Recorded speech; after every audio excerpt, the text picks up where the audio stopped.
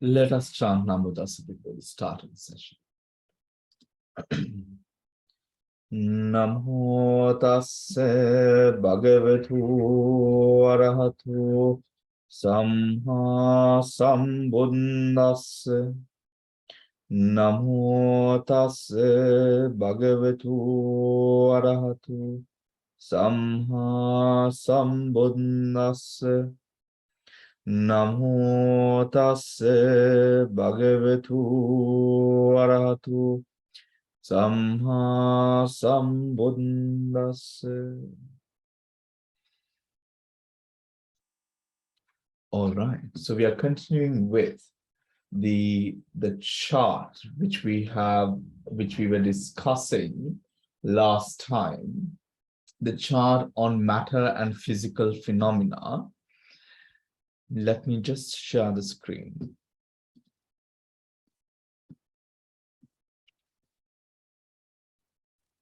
Can you all see my screen? Yes.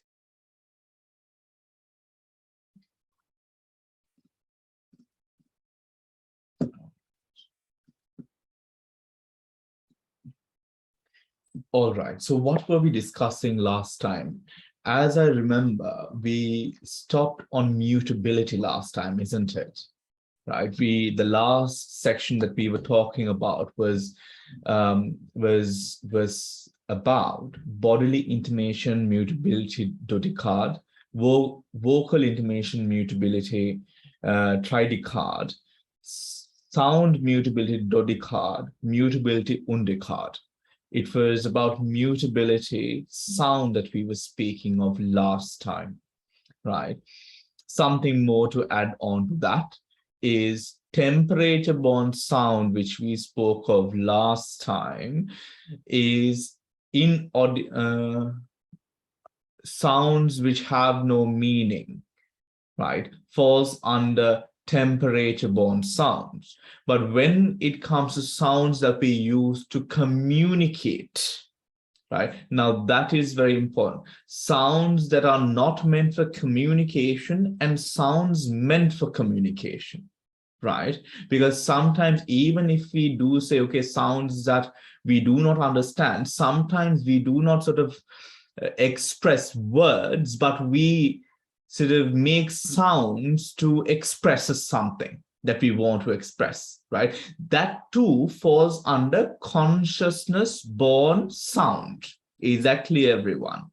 Right? However, now temperature-borne sound, let us say at night, if we snore, right? Now those sounds which are created, which are not meant for communication in any way, right, is down to temperature-borne sound, right? Is down to temperature-borne sound. That is something to add on to. We did not mention that last time.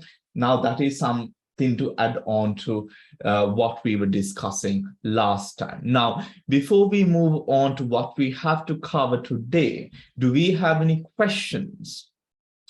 Anything that you sort of came across whilst you were going through the notes, revising, listening to the recording?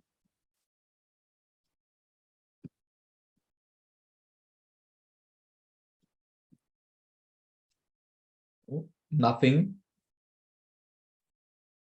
Any section? Now, today, what we hope to do is, again, to go into, right, to go into this section of the book, right? This section of the book, which deals with the reasons or the grouping of material phenomena, right? The grouping of material phenomena, and then end up in this section, which is the occurrence of material phenomena, right? Occurrence of material phenomena. Now, the grouping of material phenomenon talks about this section here, internal to separable, right? These groupings, and also karma, consciousness, temperature, nutriment, right? This section is spoken of within that section of grouping. However, it does not offer, it offers a description of what internal is, external is, which we require, but we also need to know where or the practicalities of these 21 groupings here. Are you with me, everyone? Right? So we are going to go into these 21 groupings and how they occur as well, which is found in the following section, which is the occurrence of material phenomenon here, right? Now, in the book,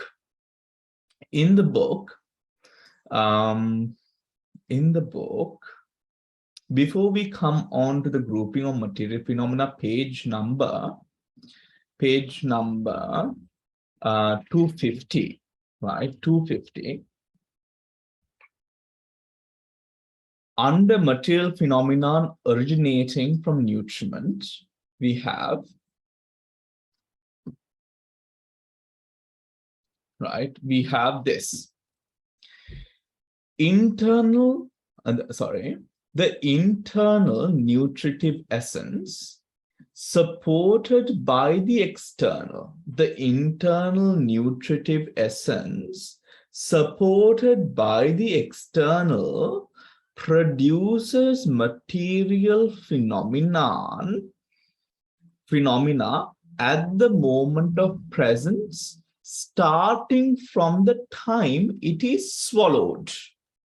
Starting from the time it is swallowed. Now here, to offer a bit more essence of this, at the time the matter comes into contact with the taste buds, which absorbs the nutritive essence of the food into our system, right? That is what it is that is what needs to be understood by the fact of swallowing, right? By the fact of swallowing, because one might sort of think, okay, because there are, at what part of swallowing, from where, right? Beginning from where? Beginning from the moment the food comes into contact with the taste buds. Essentially, it is referring to the process of nutriment absorption, right? The absorbing of nutriments into the system.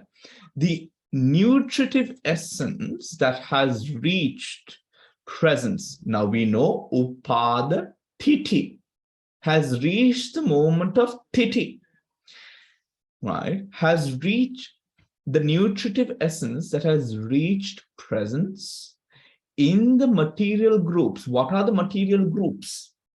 The 21 groupings, right? That is what we are talking about here.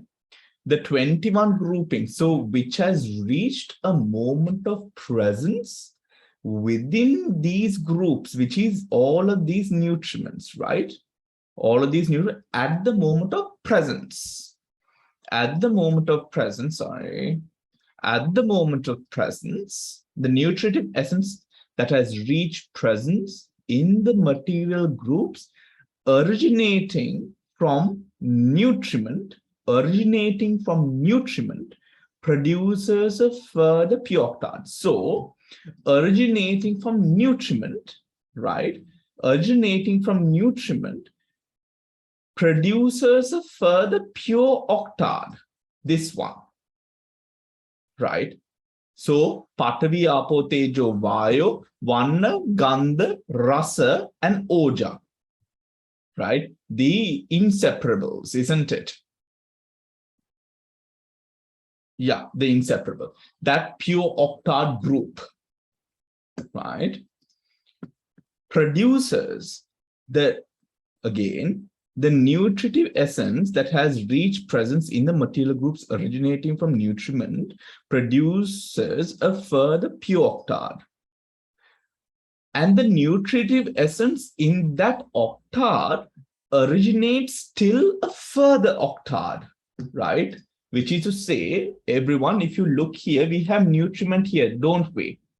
right? The nutriment produces a pure octad, and the nutriment in the pure octad further produces another pure octad, right? Further produces another pure octad.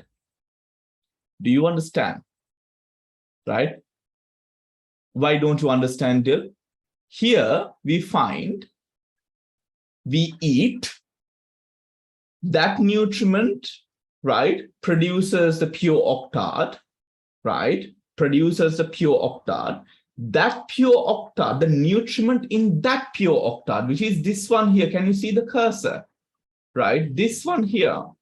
This pure octad goes on to produce this nutriment in the pure octad, goes on to multiply itself. Just as the nature of nutriment is, it creates another form of itself, isn't it?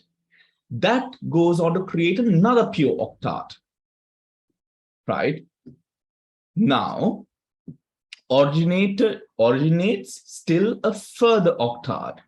Thus, the occurrence of octads links up to 10 or 12 times, meaning that octad which was created, the nutriment in that octad creates another octad and another octad from the nutriment. Now remember, it is important to note the octad doesn't create the octad, the nutriment within the octad creates the octad. Is that clear? Right? The nutriment within the octad, that's the nature of nutriment. Right? That is the nature of nutriment. And this links up 10 or 12 times. Now, is that clear? Eka ternavada? Yes, Damsiri. Very first octad, Yeah. is it the external food that you take? So here, internal nutritive essence supported by the external. So it should be the external food. External food, okay. External food, right? Now that is Ekadam Siri. Yeah. That is further explained in this next section here. Okay. Nutriment taken by a pregnant mother, pervading the body of the embryo, originates materiality in the child. So just like the food for us, the physical food, right? Even nutriment smeared on the body is said to originate materiality. So this external that we are referring to here in this first, the second line here, everyone, refers to the nutriment external to the body. Supported by the external. Is that clear?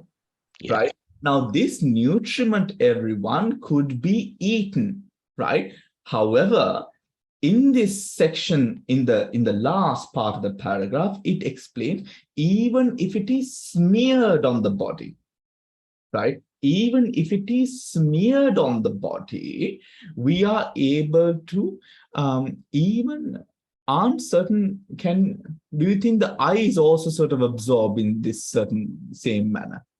Because we do sometimes put like eye drops and stuff, no? So are those sort of, because, what do you think? Bhante, there's medical patches you can have.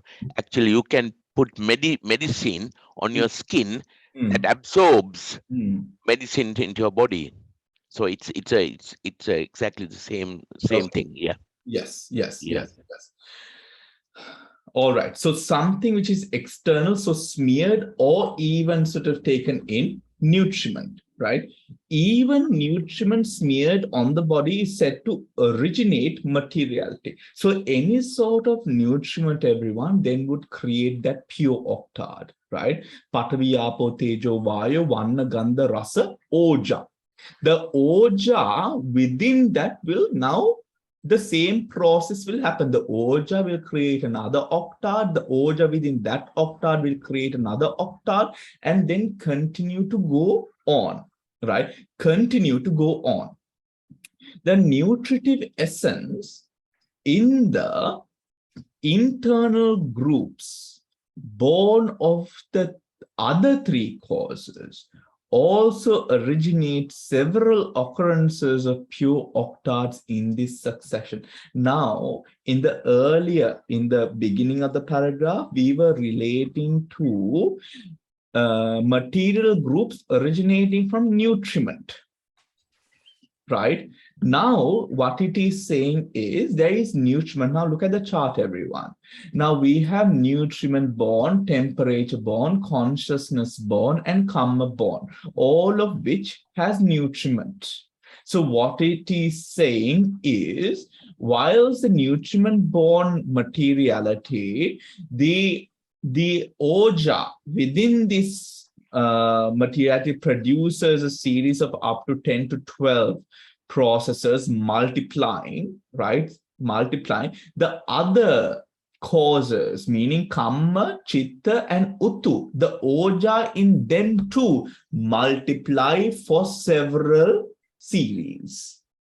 Do you understand? So we are referring to nutriment born, which goes on to 10 to 12, but they're not excluding that just to the nutriment. This is the nature of nutriment, right? This is the nature of nutriment as we have read earlier, and nutriment by nature multiplies, right? How does it multiply? Please remember, it multiplies from nutriment itself. Right now, something else that we can understand, everyone, is the process of now again Jivitindriya and nutriment. Now you see, nutriment produces, Jivitindriya facilitates, energizes. Do you understand? It's different, right? It's different. Whilst Ahara, Oja, nourishes, supports, produces, right? Jivita Indra energizes, keeps it going, ensures the vitality, the energy of vitality within material phenomena, right? So something more that we can pick on there, right? Dil, your mic is unmuted. Do you want to ask something? No, Bhante. No, I unmuted it at the time that you were saying, can it absorb? Because even if you apply a cream, hydrocortisone or anything on the skin, even if you don't have to put like a medicine patch, anything you apply, that's an antibiotic creams, anything gets absorbed. I mean, it's not a food, but like any substance you apply, the medicines, they will get absorbed one day. That's why I wanted to say that. I'm sorry. Yes, that's fine. Thank you. Now, if we move on, the nutriment taken on one day can support the body as for long as 7 days. The nutriment taken on one day can support the body as long as 7 days. Right now, so that I have highlighted, which is important for us to know, that section. And here, analysis by way of origins in page number 251, right? The following page, we have sound. I'll read the paragraph. Therein, the material phenomena of the heart and the 8 faculties are born of karma. We already know that, right? The 2 media of intimation are born only of consciousness, right? Because the 2 media of intimation is for communication, right? Is to communicate an intention, right? Is that understood, everyone? Right? If you do not understand, this is a revision class, so please do not hesitate to let us know. Bhante, the 2 media are the Kaya, Chitti and the Vachi Chitta. The Kaya and Vachi. Kaya Vinyati and the Vachi Vinyati. Yeah. Okay. Thank you, Bhante. Yes. And the one on top can support the body for as long as 7 days. That is right. When you are in the Nirodha Samapatti, you can wait there for 7 days because this nutriment is only there. Is that the same? Why you can wait for 7 days without food? Yes, the nutriment taken on one day can support the body for as long as 7 days. Well, Well, that's not the only reason. It is not only in Nirodha Samapatti, but why Nirodha Samapatti only lasts for that amount is this reason. Right.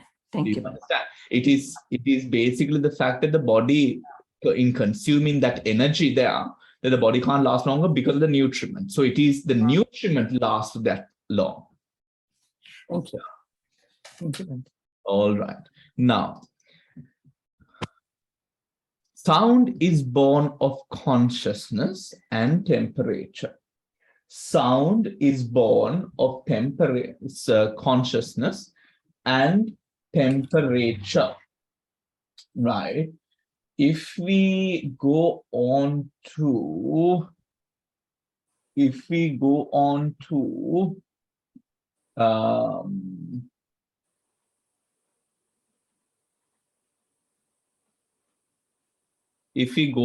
that chart there, right, and under sound, sound, and go directly on to the 21 groupings, you find sound is only available within the consciousness born and the temperature born. See, is that clear? So, which means that sound can only be produced by consciousness and temperature, right? And temperature. Now, how does that happen? You have the printed one, I hope, near you. Now, the triple qualities of lightness, right? The triple qualities of lightness, softness, and adaptability, malleability, and wildness arise from temperature, consciousness, and nutriment, right? Again, back to the 21 groupings, everyone. Let me sort of see.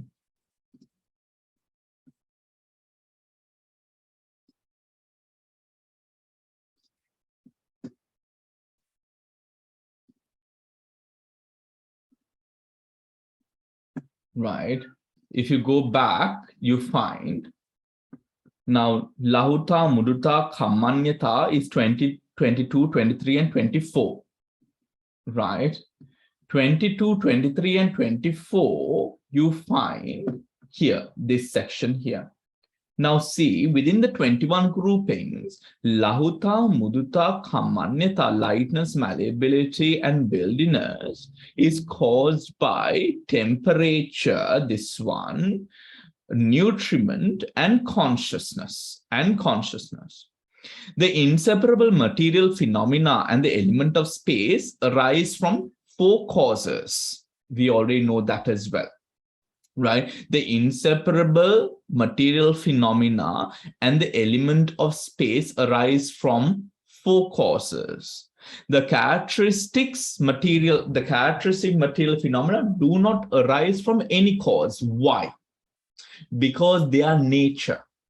They are natures. It is the nature of materiality, right? Which is Jarata, that section there, which is this section here.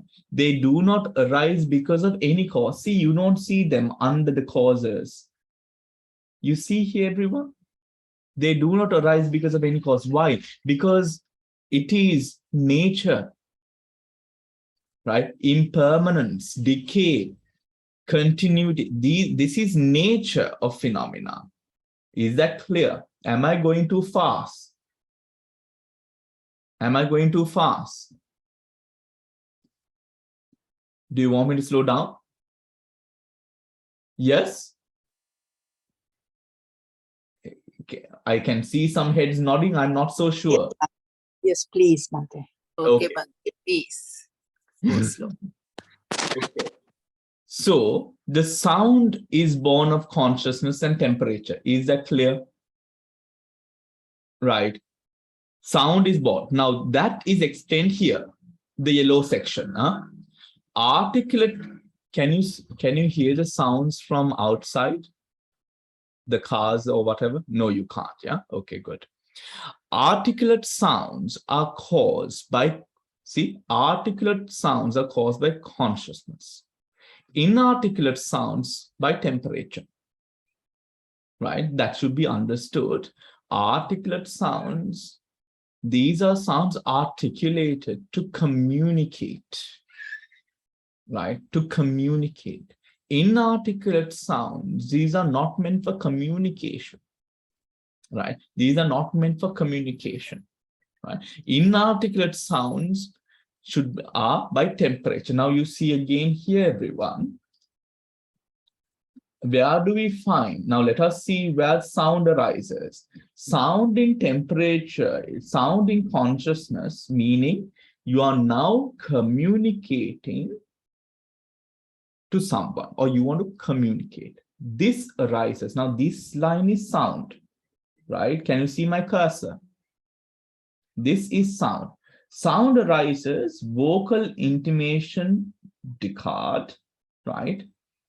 And then we have vocal intimation, mutability, tridecad, right?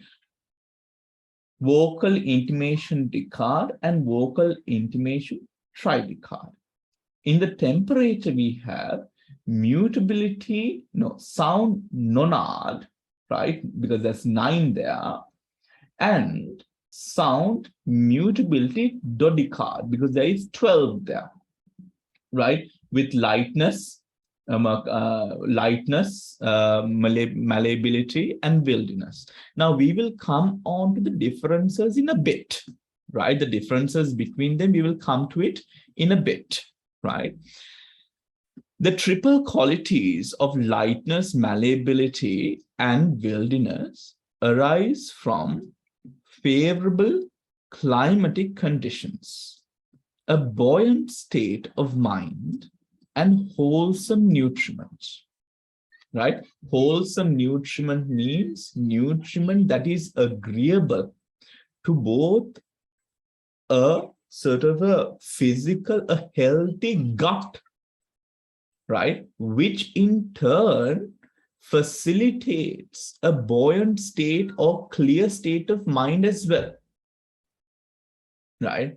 A clear state of mind as well. This was at the time of the Buddha, things like this, everyone, it was common knowledge. It didn't, it's not like now where we are confused, even for example, if you take some very sort of high street food outlets, fast food outlets, we are confused. We are confused whether this is actually, if you are to sort of see, most of these sort of outlets, they're not food, right? They are not food. However, they are sort of sold as food, right? They are processed to such an extent that it is not food, right? It is not food. Hence, now see, during that time of the Buddha, gut health and mental health and all of these things, it was more sort of common knowledge at the time, right? Maintaining a good gut health that would then affect your mental health as well. Now, while unfavorable, so that is wholesome nutriment. That is wholesome nutriment, right?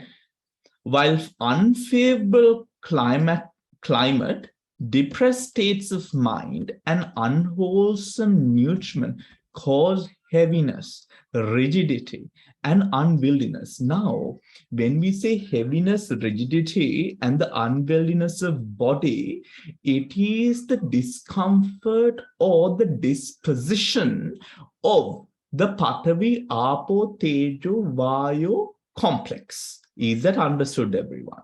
Right? What is heaviness? Patavi, heaviness is Tejo increasing, Vayo reducing, and Patavi increasing with the Tejo. Hence, what happens? You age more.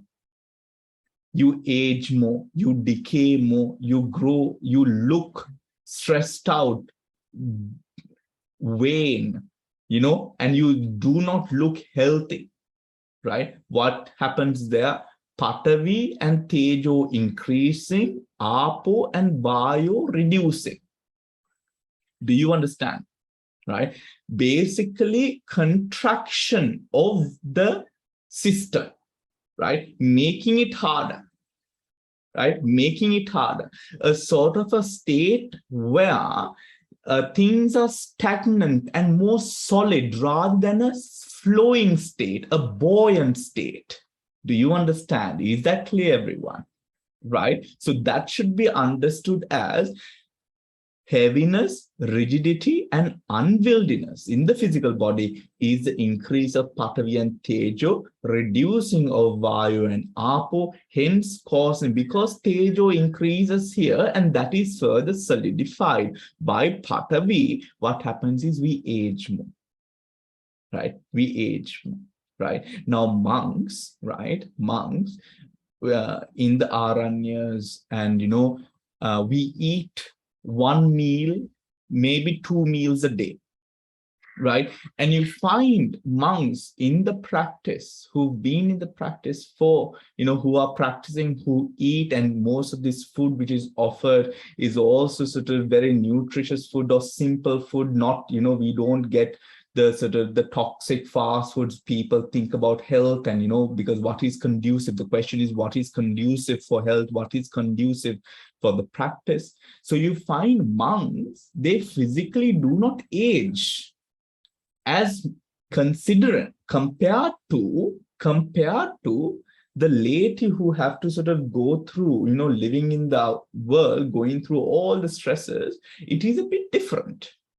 And you really see this. This is not something sort of mirror. You go, you see this. A person, a monk who is 45 or 55, it looks different in comparison to most lay people of the same age, right? Of the same age. Now, that is where the mind here, the triple qualities of lightness, malleability, and wildness arise from favorable climatic conditions, a buoyant state of mind, and wholesome nutrition. While unfavorable climate, depressed states of mind, and unwholesome nutriment cause heaviness, rigidity, and unwieldiness in the physical body, right? Unwieldiness in the physical body. The space element occurs as the interstices between the material groups born of the 4 causes. We know that already. Space arises due to the limitations of the rest, right? Space arises due to the limitations of the rest. Now, how do we know? If we come to space here, everyone, where is space? Here, right? Space falls as, right, a derived nature, a derivative matter, right? Space is a derivative matter, meaning it is derived from the rest, and, right, it can be kamma, chitta, utu, ahara, right? Now, kamma, chitta, utu, ahara does not just produce space, but because of the limitations of its own form, space is created. Do you understand? Is that clear, everyone? Right? We can just take, anyone who has, our sort of, molecules and particles, in our textbooks, right? They've always been drawn in these circles, and between these circles, there are these small spaces. Now, how are those spaces created? Because those molecules and particles, when they sort of come together, because they don't fit perfectly, sort of, because there are sort of spaces between them. That is space. Now, how is that space created? That space is created by the fact of the limitation of the Patavi, Apo, Tejo, Vayu, the limitations of the Kalapa groups, right? The limitations of the Kalapa groups, right? Now, if you take space here, everyone, look at space in the 21 groupings. No one has space. Do you understand? Is that clear? In the 21 groupings, kamma, chitta, utu, ahara, right? There is no space. What does that indicate again? right? Now, these 21 groups arise. Kamma born, chitta born, nutriment born, right? In the same manner it was depicted in our sort of grade 8 physics books, right? In the same manner, that space is limitation. The limitation of what? Limitation of matter, of the other matters, create space. Do you understand? Right? Just as, for example, darkness is created by the absence of light, absence of the protons. Protons, right? Protons, yes. Absence of the protons creates darkness. So, you know, some would assume, okay, is darkness sort of faster than the speed of light? No, that is absurd, because no, darkness is the absence of protons. Yes, Dev. Bhante, now you said the limitation of this Kalapa, Patavi, Apo, Tejo, it's what creates space. But before that, you were saying that when you get, you know, this unfavorable climate, you said that is when Patavi increases and when Tejo increases, but Apo and Vayu, that, you know, that diminishes. So there are two things increases. So now I'm relating this to all of quantum physics, right? At the end, all these things is energy and it's vibration. These are to be part of it. So I'm just thinking now there you're always talking contraction and expansion, right? Contraction and expansion. So I can understand you're using the same terms here, right? That these things are heaviness, and that's why this lahuta, mudita, and kamanita, because it. But while here Patavi increases and Tejo increases, and therefore it's unfavorable, but Apo and Vayu reduces. Now you're saying that space itself is created. I can understand, but it seems like contradictory, but I can understand it's limitation of all those four things, then space is created. So it's perfectly understandable. But I suppose there are two different concepts. In the paragraph before, you're saying that the heaviness is Patavi and Tejo, and the lightness is in that when the Apo and the Vayu reduces. But here it's a different concept, that all those four things are being reduced, limited, and therefore you have space. They're two different things, I suppose. Yes. Now, just to sort of clear the question a little bit more for me, did you relate the air element to space?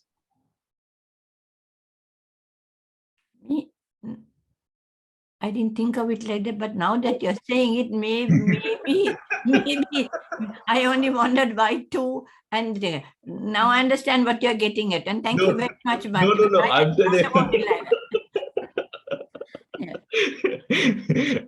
no, because I was going to say that it is not the same. Yeah. I was going to say that I didn't think so deep, but okay. Now when you ask, I'm thinking that is why I might have connected the two. Why there are two up and two down, while here is the delimitation of all the four together. But of course, you're talking two different things, because that is wind and this is space. Yes, because the delimitation, let us just go to space here. Akasa, akasa. Right now, translations is the limitation, right? Space element, right? Its characteristic is delimiting, separating groups of matter. Now, delimiting is delimitation.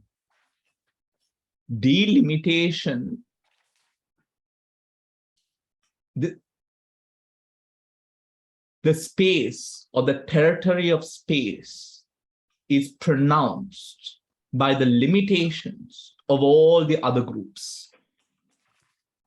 Right? Function to show its boundary. How is the boundary wall shown? Because of the limitation of the rest. Right? It is cause. Now, the causes, right? Now, proximate cause, what gives rise to space, right? Proximate cause is matter, all matter, because all matter is delimited, meaning there are limitations, right? Because there are limitations, that is where Akasa comes in to delimit it even more. I mean, Akasa is simply space between these matter groups. Thank you, Bhante. Very clear now. Yeah. Very clear now. But because why I brought in that air element, because for some time till when I started studying, I too assumed the air element and the Akasa Dhatu to be the same, right? Because I mean Akasa, but it's not. Thank you, Bhante. Thank Air you. element and the and space is not the same. Can we move on, Dil? Are you happy? Yes, very happy, Bhante. Sorry for taking the time. Thank No you. problem. Now, and anyone else has any questions, please. If anyone else has any questions, Hemamali, Geeta, Nira, Padma, Sujata, are you all okay? Shriyani, I think Padma, are you all okay? Fairly okay, not fully. Not fully. I'll take a little time anyway. That doesn't matter, Bhante. I'm following. Sorry. Thank you. Just listen attentively. And, yes, Geeta. Are you okay, Geeta? Yes? Okay. Right.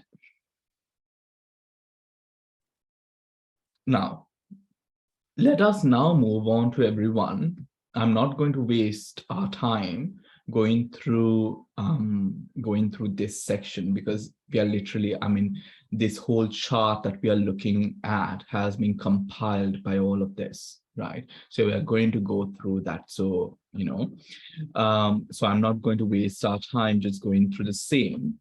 And if we might just come into, right, even this whole section, everyone, the grouping of material phenomena, all of this is just telling us exactly what we are seeing here, right?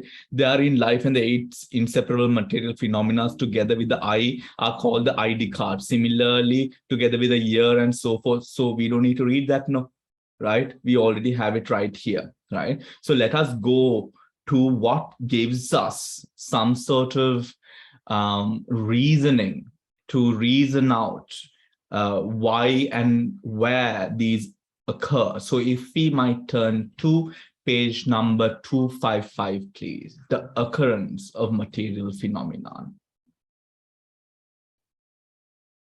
Right? The occurrence of material phenomena. 255.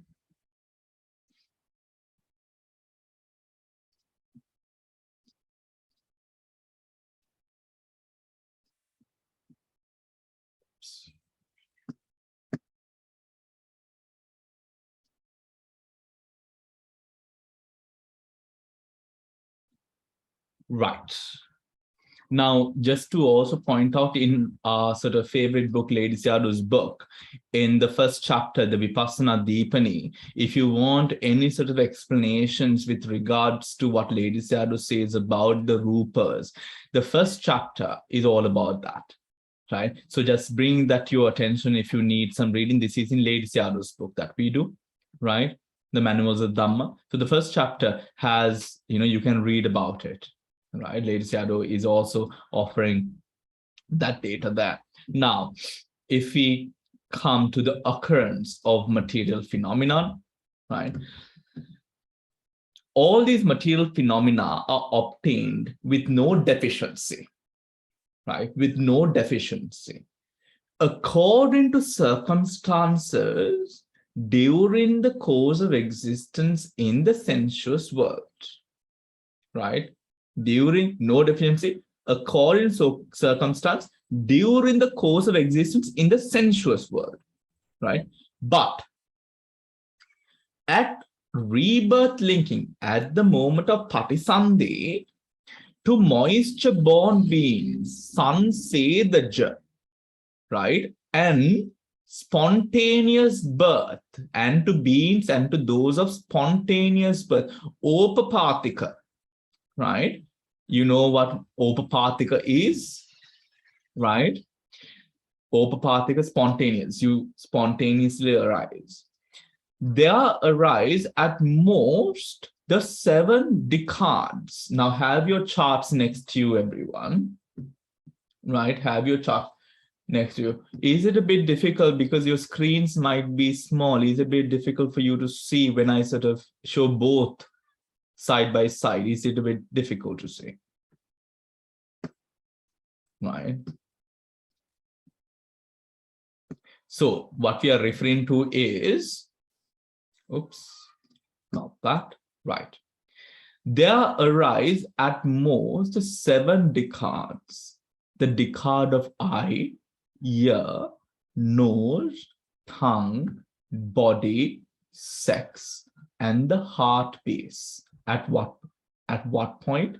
This is at the moment of Patisandhi to Sansedaja and Opapatika beings. Sansedaja and Opapatika beings. Sansedaja and Opapatika beings.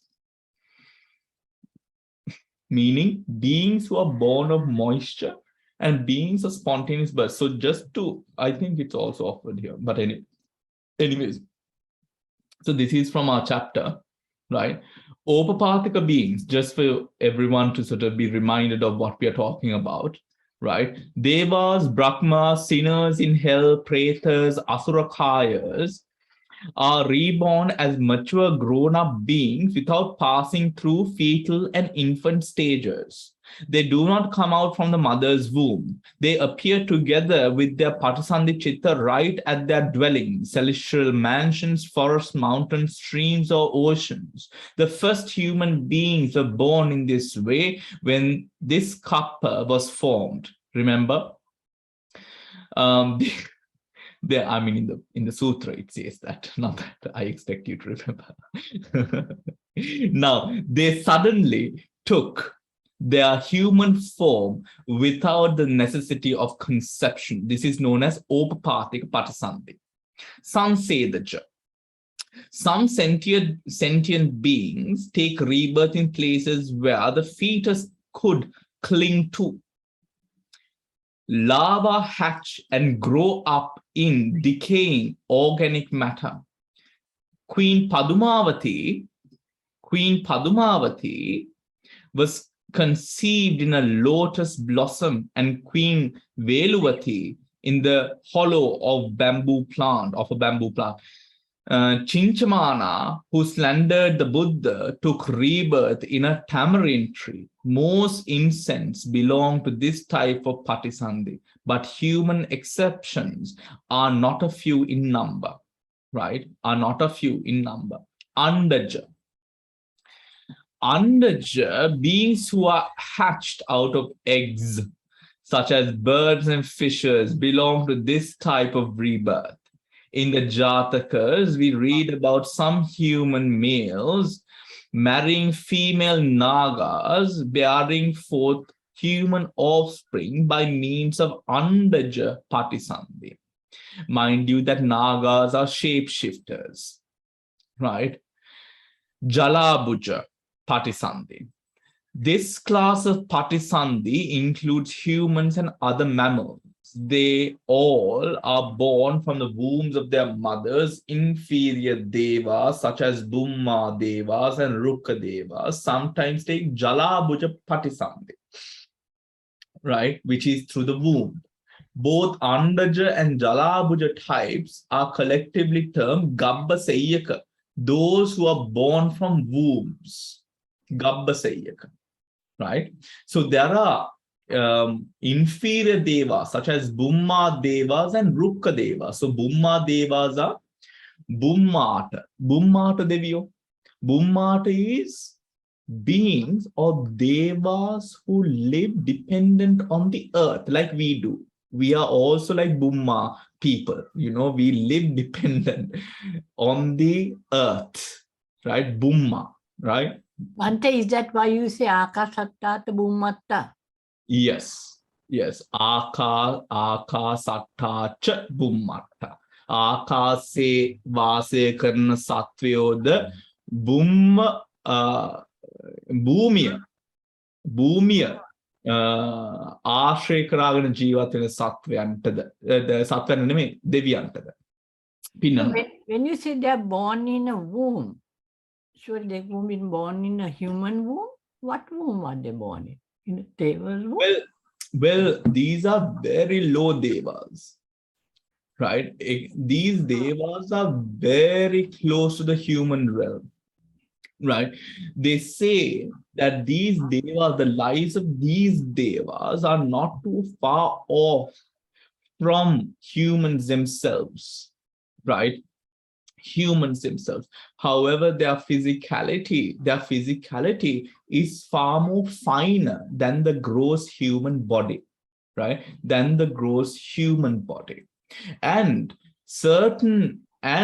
these devas are sort of, for example, like Rūpa devas, like, for example, like sort of fairies, like tree fairies, right? That we sort of know. Now, these devas, we find, just like, for example, we have to sort of associate the earth for all of our needs. These devas, for example, the Rūpa devas have to associate, or they live on the trees, or associate the trees and the plants, right? Trees and the plants.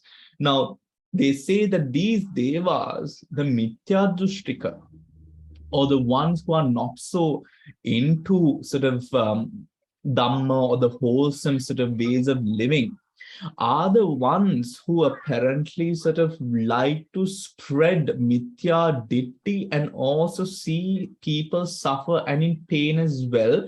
Hence, they take a great amount of pleasure in sort of facilitating such states within the human realm. Did you get what I mean? What I meant, right? Meaning, because certain sort of Rūpa devatas or Bhumma devas can be quite, what's the word that we can use? Maybe juvenile in nature, playful, right? And also sort of conniving in nature, right? They like to sort of see things that entertain them, right? Because again, their lives are not as gross as ours. Our lives are very gross. We need to live, we need to earn, we need to facilitate the growth of children and all of these things, right? I mean, so many complexes. What all of this makes is a very, very gross, a very complex, a very rooted life, right? A very rooted life. Their lives are not like that. Hence, they are more sort of freer in a sense. And when they say they influence apparently these sort of the surroundings that they have, the human realm, for their entertainment sometimes. The bad ones, or the ones who are not so much in Dhamma. They also do say, for example, like the Devales and, these places, where sort of sometimes, most of the time, in these places, it's not good things that happen, or people do not ask for good things, right? I mean, the facilitation of such, it is mentioned that Rūpa, Bhumma, Devatas, who are not so into Dhamma and they like to see the misguided people, facilitate such acts which are not rooted in that which is wholesome, just for the spreading of Mithya Ditti, right? So we sort of, in thinking that we are worshipping gods, we might be worshipping low deities, and low deities and even demonic spirits, right? Just because they do the things that we want them to do. What their aspiration or inspirations are is to see us suffer, right? Is to see us suffer, right? Just like, for example, it is spoken of by Mara, right? Mara gives us things, fills, saturates our life with apparent blessings, money, power, influence, pride, the ability to have prejudice in our life as well. Why he gives us this sort of little petty sort of tokens that makes us feel like, oh my gosh, I have everything, only to see us suffering for what we have done with money, power, and influence in the future. That is Mara's investment to his pleasure. Do you understand? Bhante, from what book is this? And can you Well, what I just mentioned is beautifully written out in the four, what is that book? The Four Armies of Mara's Four Armies. yeah. There's a book like that. It's a small book. It is beautifully written out in that book. But Right. this page, Bhante, this page that you put up. In our book, chapter 9. Our book meaning the book that we are studying now, Comprehensive Manual Abhidhamma? Yeah. The translation has been taken by this other book, but Right. this Andaja Upapathika, and it will come in this as well. Is it Bhante then? Yeah. What page is it? So here, just under 256, you will find it. Right, Right, so- that one, yeah. And chapter 9, it said chapter 9. So I remember earlier, I think it was Viti Mokka chapter. It was there, I remember, regarding the 31 planes of existence. Ah, Right? It was there. okay. Any questions, anyone? Yeah, Bhante, excuse me. Did you mention that these lives of these devas are short-lived? Well, Devas' lives are very much dependent upon their karma, right? Because their lives are more sort of entangled upon karma and their janaka karmas than the fact of their physical births. Because we are the ones, the growth of their bodies are the more connected it is to their birth energy. Do you understand? But do they go into extinct or something like that when you say short-lived? The Yeah. other thing? No, they don't. They will be extinct. They do go into extinction at the end of the Kalapa or at the Loka Vinasa or the Kalapa Vinasha, right? Right. However, because these are Upapathika beings, now Yeah. just imagine, now it is us who have a genetical migration that happens. A genetical migration happens within human beings and animals and these sort of organisms, right? These beings, they don't have that because they're Upapathika beings. They're spontaneous beings. So they don't have genetical migration happening, right? We are more entangled. So one of the other things that we have is we have illnesses. We face illnesses and all of these things which are also brought genetically with our family history as well. Yeah. You see, so devas are beings who are more Upapathika. The further away from the human realm they are, the more connected they are to their karmic energy, their No. janaka karma. No, genetically nothing, you mean? Because they are human. They don't have genetic history Yes, because right. they are Upapathika. Upati, hari. Yeah. Thank you, Bhante. All right. So, right. Here. So, at rebirth linking to moisture-born beings and to those of spontaneous birth, there arise at most 7 decades: eye, ear, nose, tongue, body, sex, and the heart base, right? And the heart base. As a minimum, so the heart base sort of connotes consciousness, right? That moisture-born, right? And spontaneous birth both have consciousness. So that is connoted by the heart base. As a minimum, sometimes the eye, ear, nose, and sex decades are not obtained, dependent upon their genetical history again, right? The positions that they're born into, defects, deficiencies.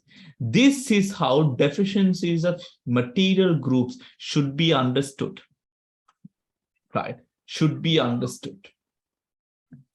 As a minimum, sometimes the eye, ear, nose, and sex decards are not obtained. This is how deficiencies of material groups should be understood. We face this even within the human realm, isn't it? Right? To the womb-born creatures, there arise at rebirth 3 decards. The decards of body, sex, and the heart base.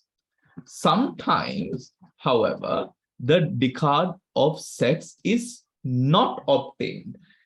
Decard of sex is not obtained. Now, the decard, so what it is referring to is the Kaya Dasaka, Bhava Dasaka, and the Hade Vastu. Right? Just remember the Pali words as well, right? Just remember the Pali with the Kaya Dasaka, the Bhava Dasaka, and the Hade Vastu, right? Hade Vastu and the heart base, the Hade Vastu, right? Sometimes, however, the sex decard is not obtained, right? We know that as well. We know that certain human beings are born not belonging to a certain physical sex, right? Which is then sort of categorized in Pali as a eunuch, right? There are 5 types of eunuchs, pandakas, right? 5 types of eunuchs, pandakas. So that is talking about the sense where the sex, the bhavadasaka, does not arise, right? The bhavadasaka does not arise.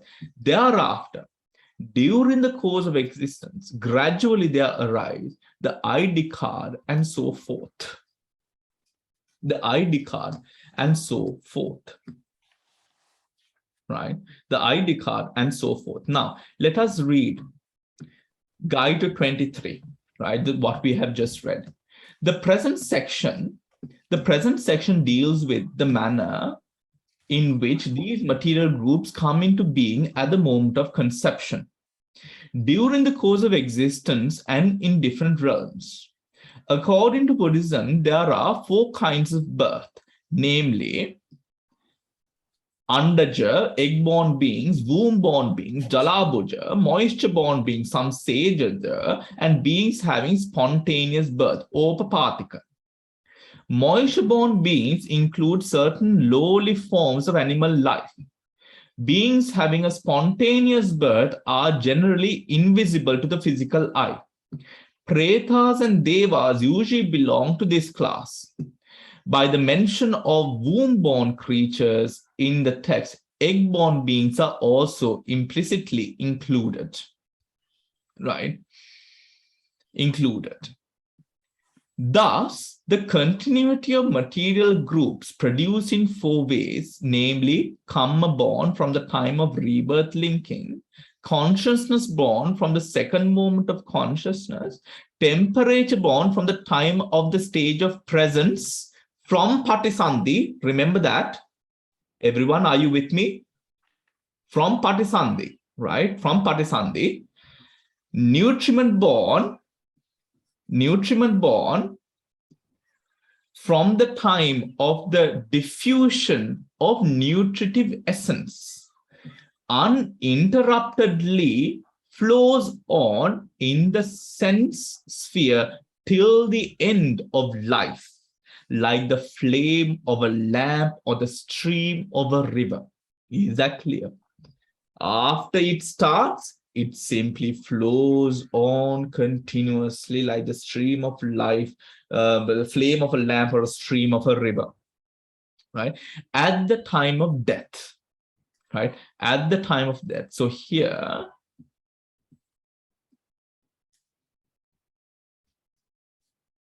right. That gives us the time of arising, everyone. That paragraph gives us the time of arising, right?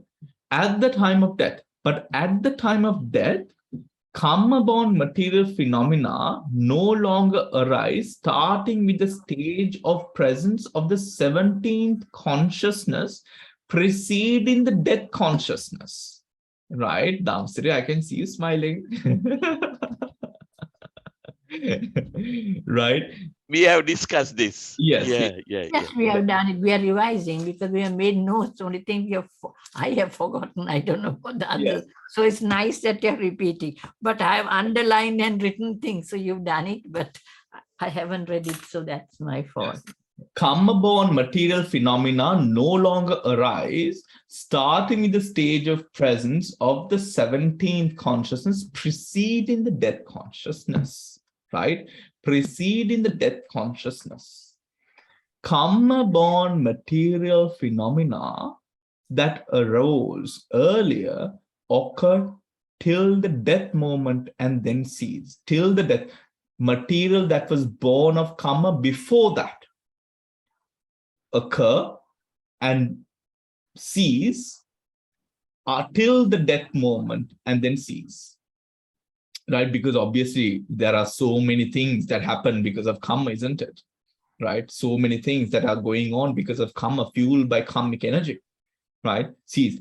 Following that, the consciousness born and nutriment born cease. Following that, consciousness born and nutriment born material phenomena come to sensation, right? Cessation. Thereafter, a continuity of material qualities produced by temperature persist in the form of a corpse. So whatever they persist, a continuity of material qualities produced by temperature persist in the form of the corpse. In the form of the corpse. Yeah. But the temperature goes, and when you die, that's what happens, the body cools. So how does it continue? The corpse? Well, temperature, although the body cools, temperature is temperature, no? Utu is a nature again. It's not heat. It's not what we are thinking, what we sort of think. We go through the production, the maintenance, the continuity of heat, right? This is a form of distortion, right? A form where that heat is now controlled and sustained. Now, it is not controlled and sustained through Jivitindriya. It is not controlled and sustained through the facilities of karma-born, chitta-born, or aharaja Rūpas. It's not facilitated by any of that. What the facilitation of the Rūpa or the Utu is now different. Because of that facilitation now being different, what facilitates this? Because that facilitation is different, depending on how it is facilitated, the Rūpa presents itself. That is why, for example, if we die in a fire, the corpse is different. If we die because of water, the corpse is different. If we die in an accident, exposed, parts of the body exposed, it is different. If we die because of an illness, depending upon the illness and the type of illness it is, the body, it presents itself. See? Right? In all those tenses, what we realize is a corpse is left untended to, unsupported, right? What is it supported by now? All the external factors. All the external Utu, Irtue, because of that moisture that is present, everyone, Panu, all of those worms and insects and all of that which arises, right? Doesn't all of that arise because of the moisture that is present? Those are all moisture-born beings, right? It is because of the moisture that is present. See, right? And if we are drowning and, all of that, there are water-born beings, beings who are more water-born, which come into being, right? Within the corpse and the body. See, all of those, even the types of not Upapathic, even the types of moisture-borne beings are different according to circumstances that support the corpse at that moment. Is that clear? Right? So any type of Uttu, any type, there is no Kama born, there is no Chitta born, there is no Aharaja, right? Everything that is present, what has been left behind is only now supported by Uttu. Uttu not internal, but Uttu that is all externally driven. Because it is completely externally driven, what happens is the body is taken back, the nutrition of the body is taken back to earth. Right? Because there is nothing else to support it. Yeah. Some people die in their sleep. What is that form then? In your sleep, you find out. Well, dying in your sleep. So, Sujata, in this sense, you're thinking about the mind passing in the sleep. So, even in your sleep, if you die, the mind leaves and is reborn somewhere. The body is left. So, you die in your sleep. Hence, the body will go through the Uttu of the body. We know, I don't know how many, the hardening of the body. Those processes start quite, I think, quickly, isn't it? I mean, no, how many hours? Or how? I think it happens about 3-4 hours. It starts. Within 3-4 hours, it, yeah, maybe after 2 hours. It, මට මතක මගේ තාත්තගේ හන්දයි. I think few hours rigor mortis starts About few 2, hours.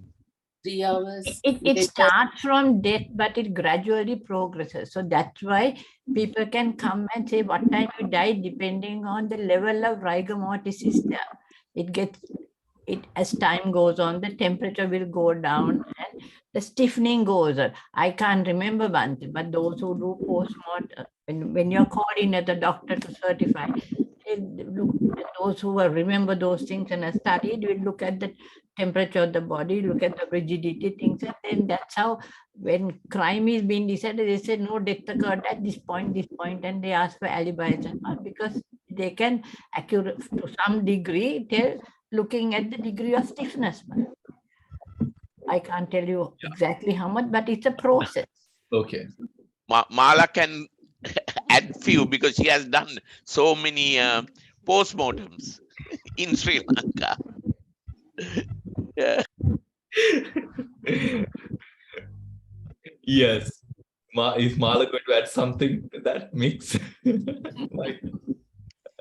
Bhante, what happens is the warmth of the body is very important to find out the time of death, because just after you die, the body doesn't cool, it stays warm for some time.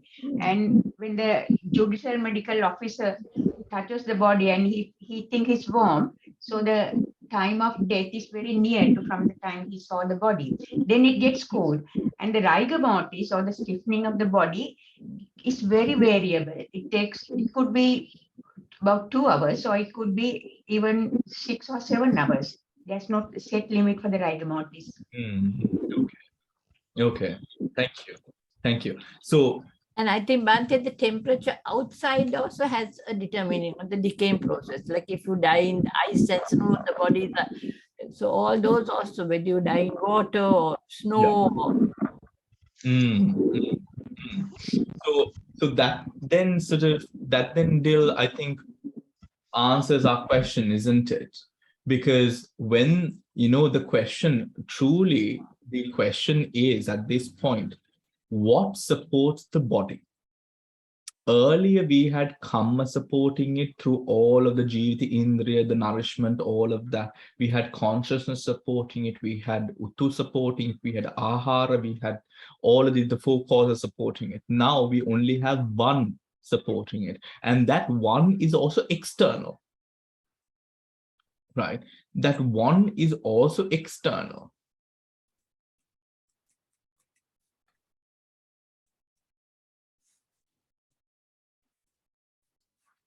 Can we say the one is only also external? Only external though. What do you I can't believe that's only external, because even in cold countries, the body remains warm for some time. There's something inside the body which keeps the body warm. Because even in Sri Lanka, when they say the body is cold, and they say Sitala vela tibuna. But if it's warm, they know it's a recent death. So I can't believe it's just the external, because even in cold countries it's like that. Of course. Bhante, the hair grows even in the dead bodies. So that means there's a certain amount of energy going inside, isn't it? There's energy going inside. I don't know because the hair growth. And but there is possibly energy still flowing. I don't know about energy going inside, but there is surely energy flowing. Yeah, flowing, yes, inside, yeah. Inside. Because here again it does say, a continuity of material qualities produced by temperature persists in the form of the corpse, right? Persists in the form of the corpse. Now, if we might even look at it in this manner, Rupatiti Rūpam, it is because of the constant change that happens to Rūpa that Rūpa is so called. And here, earlier change of Rūpa or the Rupatiti of the Rūpa happened by many causes. Now, at this present stage of being a corpse or the cessation of mind, right? Cessation of mind and the cessation of both Kamma, consciousness born, and nutriment. Kamma stopped producing 17 mind movements before the death consciousness happened. The Kamma that had already arose and sort of persisted up until death, the death moment. The consciousness following the death moment and then ceased, following that the consciousness born and the nutriment born ceased. Material phenomena came to cease. Thereafter, a continuity of material qualities produced by temperature persisted in the form of a corpse. The temperature born pure octave sound nonad mutability undikad. So the pure octaves, I would say the pure octave, isn't it? What else can we take?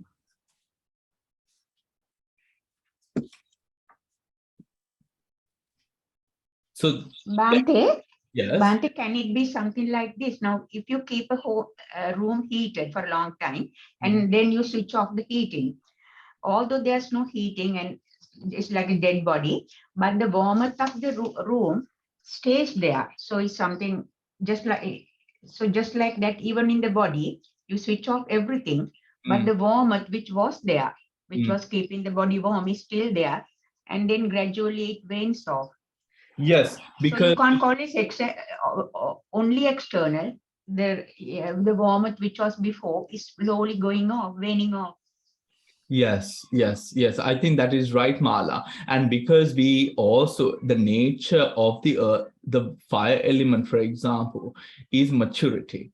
And as long as the fire element is present, that sort of points us toward what Shriyani brought up, the growing of hair, right? The growing of hair, because maturity or the maturation of material phenomena is down to the fire element. And as long as the fire element is present, then, the growing of hair can happen in that sense, even the growing of nails, right? Damsiri? When I saw the Lenin's body in Russia, so you can see actually, even though during the funeral they had the completely shaven body, after so many years, you can see the beard really coming through. the hair coming through the face, Mm. So even so many years after death, Mm. the whole process is going on for Mm. some reason. Mm. Mm. Mm. Yeah, yeah.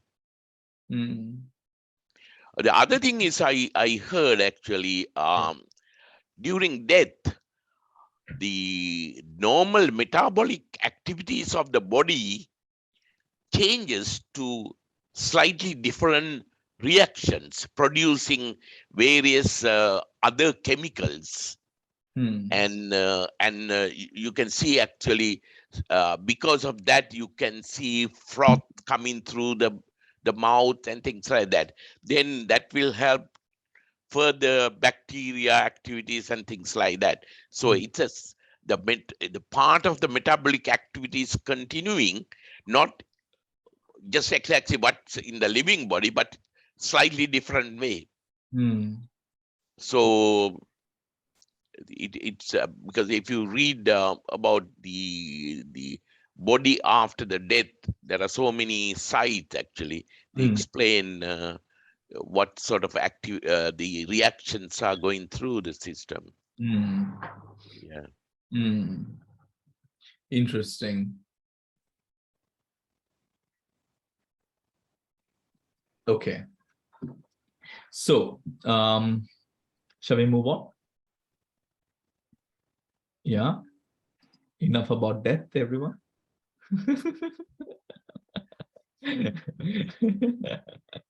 All right. Let's move on. So, takeaway, right? Takeaway. It is not only external, right? But the internal fires that are internal presence of the Pataviya Apo Tejo Vayu slowly decomposes and goes off in time, right? In time. We also do find, for example, in Burma, we had a lot of corpses of monks which did not decay after a certain point. And they are still there, which can be sort of seen. They're not sort of embalmed, nothing is done. It's just the body. And the skin, I mean, you can literally see them. It's like they've been molded into clay almost. And for 50, 60, some even more, the bodies are still there and people go to worship and to sort of pay homage and do all of that, right? And pay homage and all of that.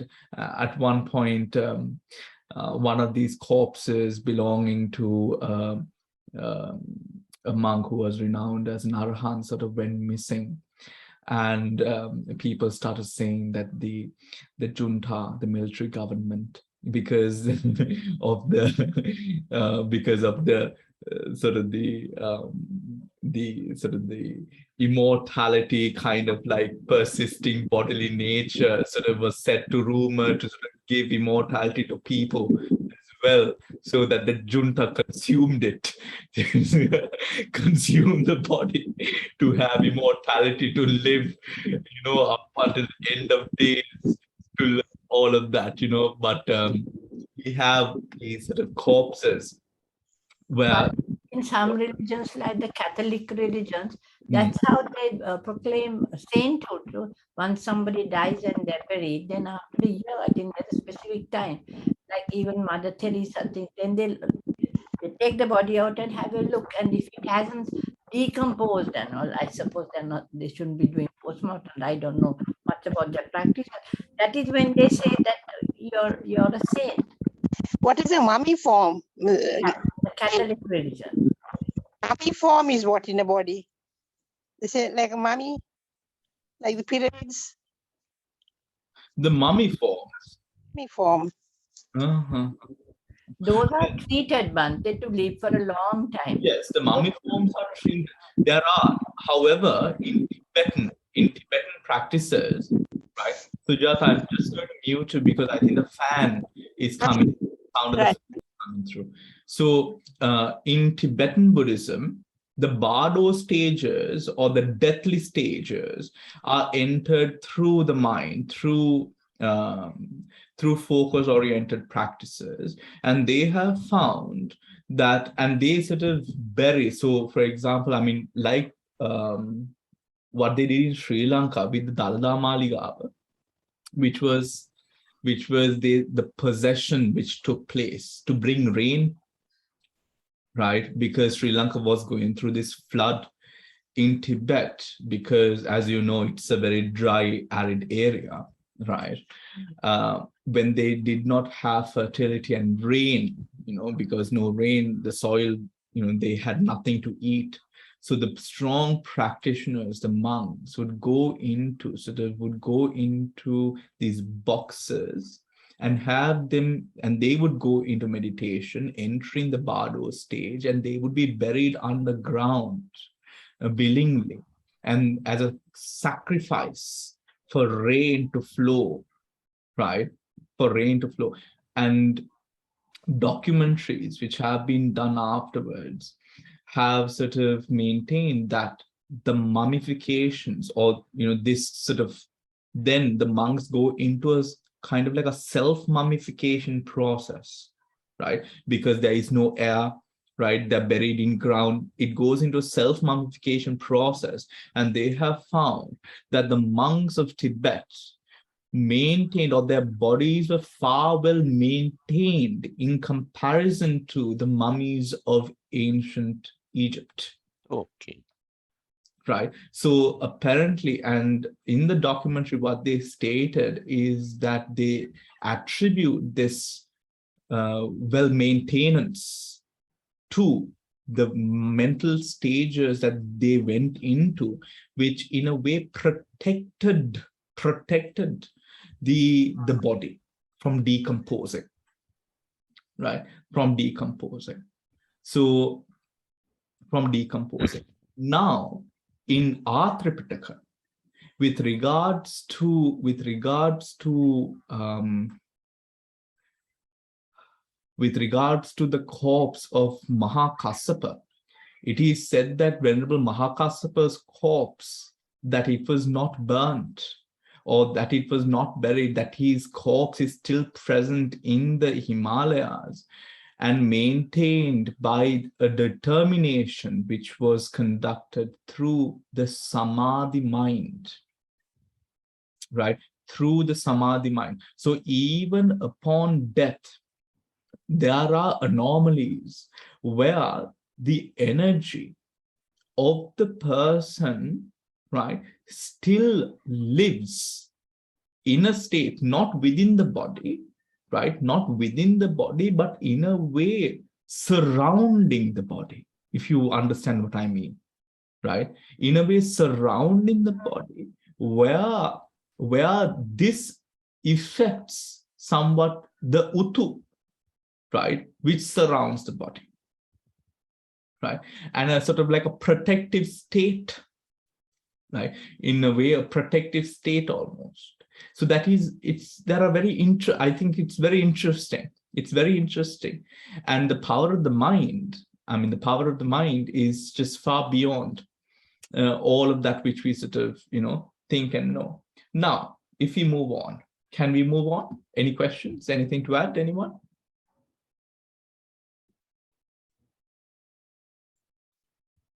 Damse, do you want to say something?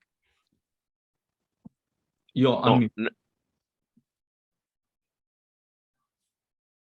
No, huh? Okay. Right, let us move on. Thus, to the diseased beings, again, in a subsequent life, material phenomena arise, starting from rebirth linking in the same way. In the fine material world, meaning upon death and rebirth, materials arise, and the same thing happens, the same cycle happens. In the fine material world, the decades of nose, tongue, body, sex, and material groups produced by nutriment are not found. Therefore, to those beings at the time of rebirth linking, there arise 4 material groups produced by karma. Again, in the fine material world, the decades of nose, tongue, body, sex, and material groups produced by nutriment are not found. Therefore, to those beings, at the time of rebirth linking, there arise 4 material groups produced by karma. The 3 decades of eye, ear, and the heart base, right? And the vital nonad. Eye, ear, heart base, and the vital nonad. During the course of existence, material phenomena produced by consciousness and temperature are found. Now here, eye, ear, heart base, and the vital nonad. Material groups produced by nutriment are not found. However, is there no nutriment within those kalapas? There is nutriment, right, within those kalapas. However, those nutriments are not the same as material groups produced by nutriment. That should be understood, okay? Everyone, is that clear? Right? Material groups produced by nutriment, which is mentioned here, are not found. However, 3 decades of eye, ear, and the heart base and the vital nonad are found. These are karma born, produced by karma. Within these 4, eye, ear, heart base, and the vital nonad, there is nutriment. Then the question arises, where did this nutriment come from? That nutriment came from karma. Right? That nutriment came from karma. And in the same manner, that nutriment multiplies, everyone. Is that clear? That nutriment too multiplies. So we are referring to 9 karma born, eye, ear, and the nose. Was the nose there? No. Heart base. Heart base. Right? The base decade and the vital nonad. Right? These 4 there, eye, ear, base decade, vital nonad. Right? These have nutriment. This nutriment multiplies. This oja multiplies, just as we spoke earlier at the beginning of the class. Right? And that multiplies again from the oja. However, this oja is not brought about by nutriment. It is brought about by karma, right? By karma. Now, by karma. During existence, material phenomena produced by consciousness and temperature are found, right? Consciousness and temperature are found. The beings in the fine material realms, being asexual, lack 2 decades of sex.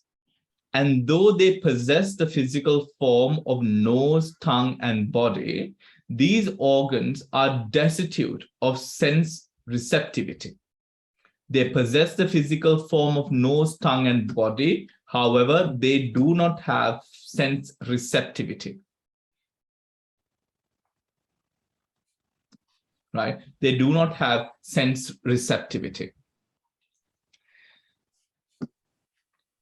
Among the non-percipient beings, the eye, ear, heart base, and sound are also not found. Similarly, no consciousness-born material phenomena are found. Therefore, at the moment of rebirth linking, only the vital nonad arises.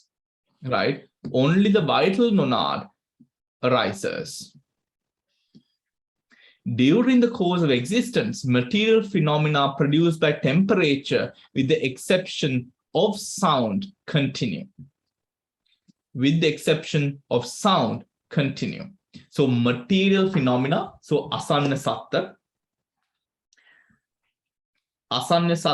the bodily form exists. However, no sense receptivity at all. Only vital nonad arises. Vital nonad is Patavi, Apo, Tejo, Vayo, Vanna, Gandha, Rasa, Oja, and Jivita Indriya and nutriment. Right? Jivita Indriya and nutriment. Those 9, they arise.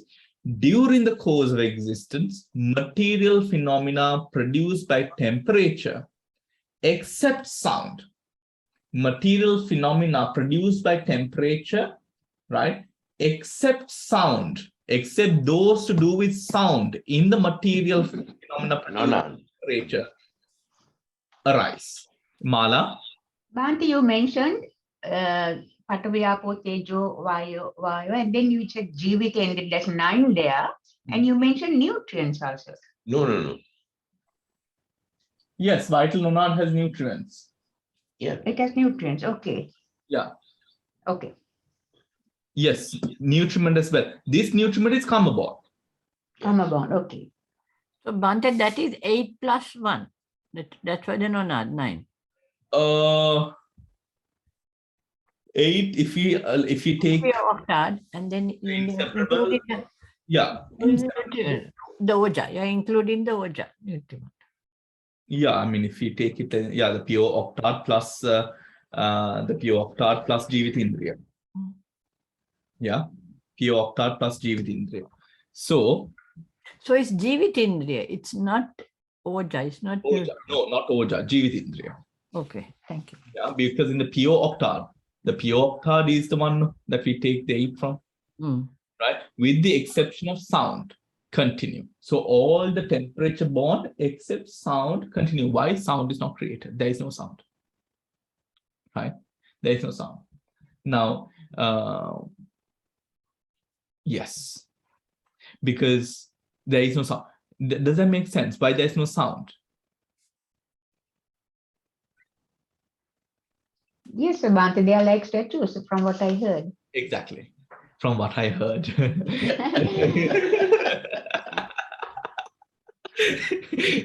Yeah. Yes. So they're like statues, right? They're like statues, and the bodily form exists. And one might think even within the Rūpa, right? One might think even what we covered in the Rūpa, why is it that the human form, this form that we have, right? Why do we see this form? Because this form becomes or is this 2 hands, 2 legs kind of form, right? Torso, this form. Just like when it comes to any form of higher being or being, right? Higher being, right?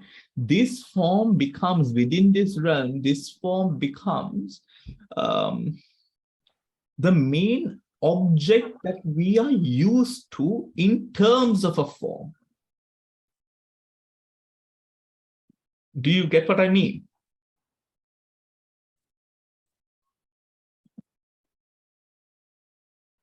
No, Bhante. Right. What I mean is, when we go to the higher, higher beings, higher realms, these Opapatika forms also take forms similar. Now we see in the fine material realms, there is no sense receptivity. However, the physical form of nose, tongue, and body, right? This is present in the appearance of it, but there is no usage of it, or there is no sense receptivity. But then the question is, okay, if there is no sense receptivity, why is it there? You know what I mean, right? This is sort of answered through the fact that the time that we have spent in samsara, along the samsaric journey, right? If we are to compare our time in those states and our time down here, the time down here is far more greater. The time spent up there is far more, it's very small in comparison to this whole cycle of samsara. The form, the human realm, becomes the foothold for beings to go into these higher states and higher realms of being. The human state has always been seen as a bridging state and a state of certain higher dignity and authority within the 31 planes of existence. Form, in terms of advance, in terms of being advanced, in terms of being a higher being, is first perceived and first come to be known in every way as this form that we have. This form can change, however, the head, the arms, the legs, this form, the silhouette of it, or just a simple way this form exists is different to an animal or whatnot.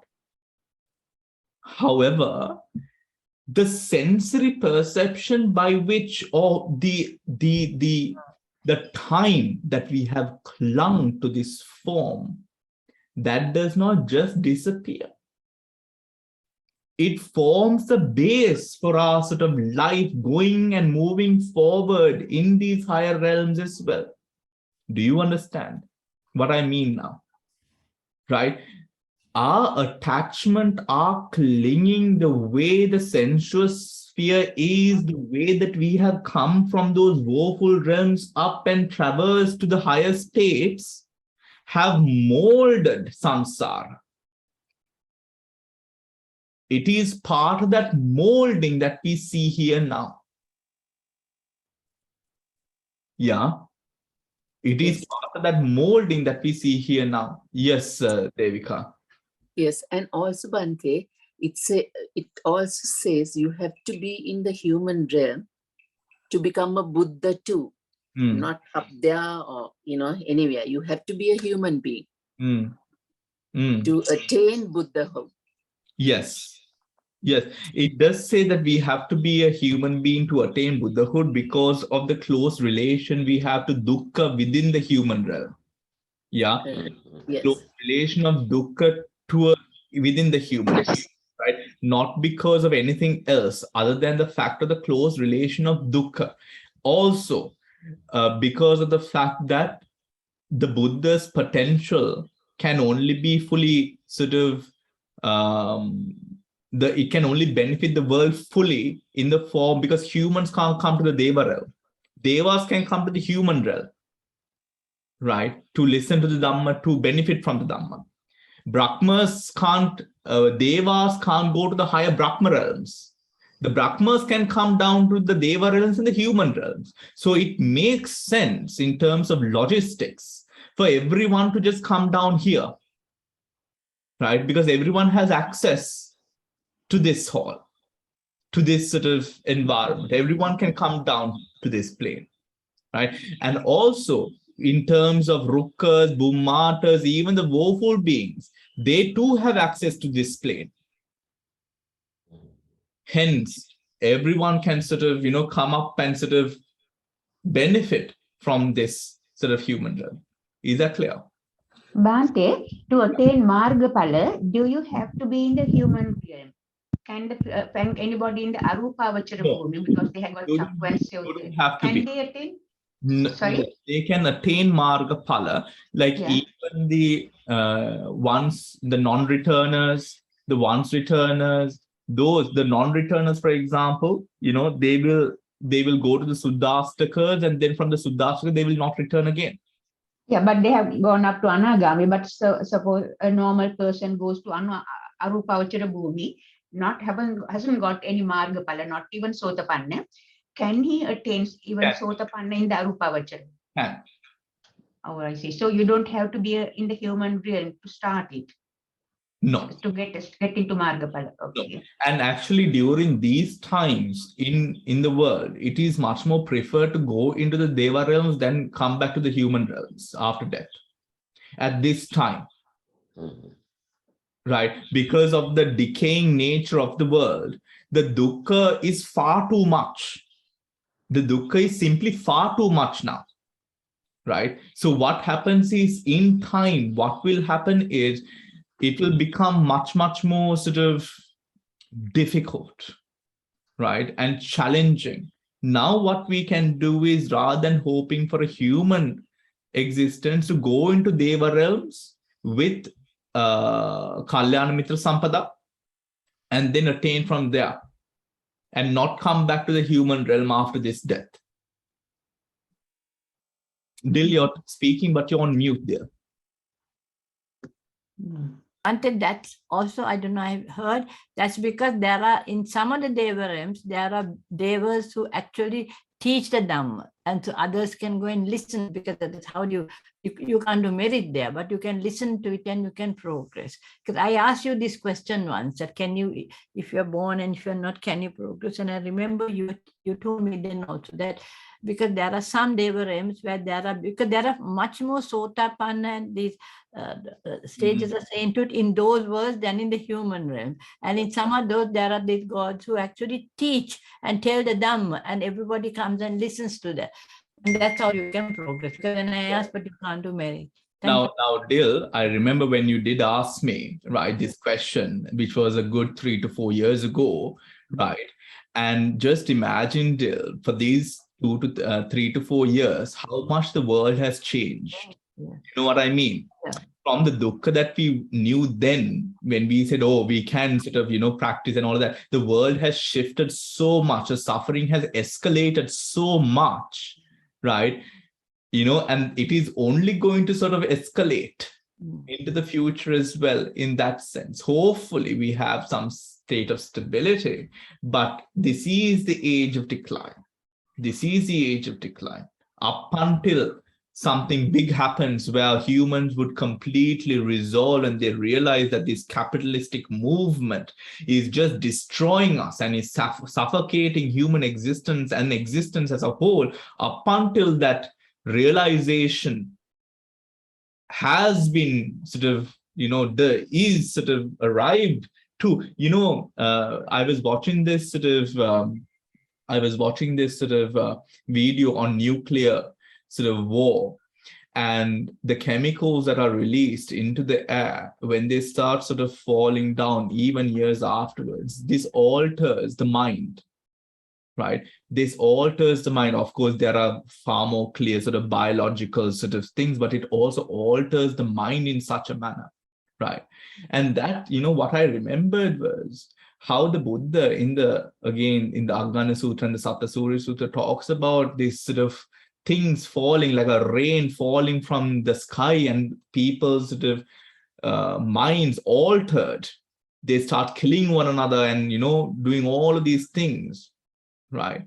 I think the Buddha's sort of these prophecies are making a lot of sense right now. Right? The Buddha's prophecies are really making a lot of sense. So what I would sort of hope for even myself personally is the fact of not returning to the human realm, right? Being reborn in the high heavens, doing as much as we possibly can to sort of protect Dana Sila Bhavana, reborn in the high heavens, be focused upon the path, help people out, help people in terms of strengthening their relationships, having Kalyana Mitras in their life so that we receive Kalyana Mitra Sampadaya as well, right?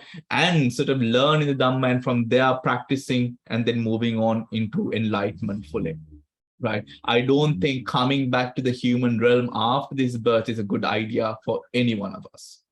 But the times also, as you said, are quite right, because the Buddha said 5,000 year cycle, that we have now finished 2,500. So therefore we are in the declining phase. And that's what they call about this Kali Yuga. And in all what I've heard in astrobiology and in astrophysics and quantum physics, what I'm learning is they are talking about very scientifically from these new things, this James Webb telescopes and things, that they are talking of 5,000 year cycles. And they are saying that, and that the time that we have got, that this is the time of dissolution. That's why everything is breaking down. And even though there are lots of groups meditating and more people are, the most recent thing I learned is what they were calling it. I've always heard about collective energy, because even Mataji and people, when they meditate, they call it the collectivity and the Visuddhi Chakra. And so people have been talking. But now the scientific term is something about the collective energy, but the collective, the emergent collective. Research is now being done and documented scientifically to reproduce this, to prove to the scientists well. But what it is showing is that when a group of people, number of people are focused and they practice, and here in Buddhism, we know it is Dana, Sila, Bhavana, so everybody is very conscious. In the West, they are doing the same things, but they are experimenting doing it, and they have found out that when these people do I just heard recently, somebody was discussing and say that what they are finding as a byproduct of what they're doing in the meditation is that the people they call it virtue. So like a sila, that the virtue is increasing, that people are becoming more compassionate, they are becoming more kind, and they are really amazed, because the probability, we have a probability quotient in statistics beyond which we say something is positive or something is negative or by random and so on. So they are using all those yardsticks, and it's done in American universities and in one university. And what they're finding is that actually when you do this generosity, compassion, forgiveness, kindness, patience, these things are increasing, and the scientists are quite surprised, and they're saying, oh my God, and they're now calling it virtue. So I'm finding it so fascinating that without any of these things, and energy and vibrations and quantum physics and any of these protons and whatever, all these things, that the Buddha saw all this is fascinating because of his multi-dimensionality of his consciousness. He could see all this, and all this is now being proven, Bhante. And how lucky are we that we don't have to wait for those things, because the teachings are there, and there are people like you who read all these things and put them together. And like what you're saying now, others are always saying, you must become human because otherwise you can't. But see how you're changing with it, and that really ties up with science. The fact that if you come here, but the age spans in the Deva realms are very much more. So therefore, you can wait to come when things have changed here, because for decades more, this is not going to change. Even though each of these people are now, sometimes the last time there were 62 countries. Then the time before that, some time ago, almost a year ago, there were 52. So many people are meditating in this, all Vedas, Vedanta, Vedas, Vedas, different types of Theravada, whatever different types of Buddhism, Tibetan Buddhism. Even though they are including, still, like the Buddha said, it's like the little sand on the little nail compared to the Mahameru, or the leaves of the hand compared to the forest. Still, there is a lot of darkness where there is no light. So even though the groups were meditating and studying, and they are all now focusing on getting large numbers, because this focused attention of minds that are concentrating on expansion of consciousness, but exactly what you're talking about, Abhidhamma. And that's why, though I have no time to study, I find it fascinating, Bhante. When you go slow, you give us time, and you go back, revisit, so that we see it again. And now it strikes us more. The first time they were just words for me, because I never sat and studied, but I listened attentively. But now when you're telling it and we have gone a little bit more and some things come back a little bit, you can fit in. And exactly this is what science is telling us. But the thing is in the Western world and with science, I think by the time that science catches up to what it should catch up, it will be far too late. Because science will take a long time. Now people are really coming into compassion metta. However, how many people are we finding, even Buddhists, how many people are we finding who truly cradle the essence of compassion? That's why I said, Bhante, though they are doing still a minute drop compared to the because Dil, as we progress, right, our physical capabilities reduce far more quickly. Now, for example, we find in the developing countries, most of which are Buddhists in the East, most of them are malnourished, right? Most of them have problems with government. Most of them are going through all these problems, and by the time the West comes up there with their scientific research, we find that even in these countries now, people are malnourished. People don't have enough vitamin D. People don't have, their bodies are really suffering through this age because our soil is dying. Our soil is literally in a process of dying. That is why Sadhguru is taking this whole tour across Europe, right, to raise awareness, which I think is absolutely amazing, right? Because our soil is dying. Eating food is no longer sufficient for us to get the minerals required. When our minds are not working properly physically, when we are not supported in that sense, people can't think, people can't let go, right? So that is why it is important during this last stretch of human life that we have to let go. We have to let go of all that, these petty things that we are holding on to. We have to let go, let go, let go, let go, let go, let go, let go. Why? Because if we do not let go of all that is human, we will not be reborn in the divine realms. That is why we have to let go. Do you understand? Because we know Rūpa vachara bhūmi uppattiyak labanna me tiyena kāya sansarga loke atarinna ona. කාය සංසර්ග ලෝකේ අතරින්නේ නැත්නම් රූප වචර භූමියේ උප්පත්තියක් ලබන්නේ නැහැ. රූප වචර භූමියේ තියෙන රූපය අතරින් නැතුව අරූප වචර භූමියේ උප්පත්තියක් ලබන්නත් බෑ. අපි කාය සංසර්ගයේත් එක ජීවත් වෙලා කාය සංසර්ගයෙන් දැන් ඒ පිනින් අපි දේව ලෝකේ උප්පත්තියක් ලබයි කියලා අප බලාපොරොත්තු වෙනවනේ ඒක වෙන්නේ නැහැ. Why? Because our attachment is sort of based upon everything of the human realm. Right? So during this last stretch that we all have, because we really don't know when we'll die. I mean, it's not a matter of age anymore. Right? It is a matter of so many things, illness, disease, famine, all of these things, right?